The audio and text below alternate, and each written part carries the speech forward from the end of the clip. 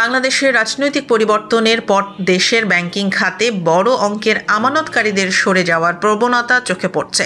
বাংলাদেশ ব্যাংকের সাম্প্রতিক পরিসংখ্যান অনুযায়ী মাত্র এক বছরে 50 কোটি টাকার বেশি আমানতকারীর সংখ্যা 72টি থেকে কমে 26টিতে নেমেছে। একইভাবে 25 থেকে 50 কোটি টাকার আমানতকারীর হিসাব 151টি থেকে 78টিতে নেমেছে। বিশেষজ্ঞরা বলছেন, রাজনৈতিক অনিশ্চয়তা, ব্যাংক আর্থিক অনিয়মের তথ্য ফাঁস এবং দুর্বল ব্যাংক একীভূত করার সিদ্ধান্ত বড় আমানতকারীদের সতর্ক করেছে। অনেকেই দেশের বাইরে বা বিকল্প সম্পদে অর্থ স্থানান্তর করছে। যদিও বড় অঙ্কের আমানত কমেছে, নিম্ন ও মধ্যবিত্তের ব্যাংক হিসাব উল্লেখযোগ্যভাবে বেড়েছে।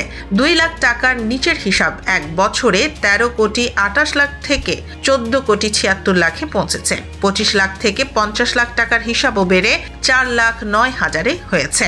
ব্যক্তি ও প্রতিষ্ঠান মিলিয়ে 1 কোটি টাকার বেশি আমানতকারীর সংখ্যা বেড়ে 1,27,336টি হয়েছে।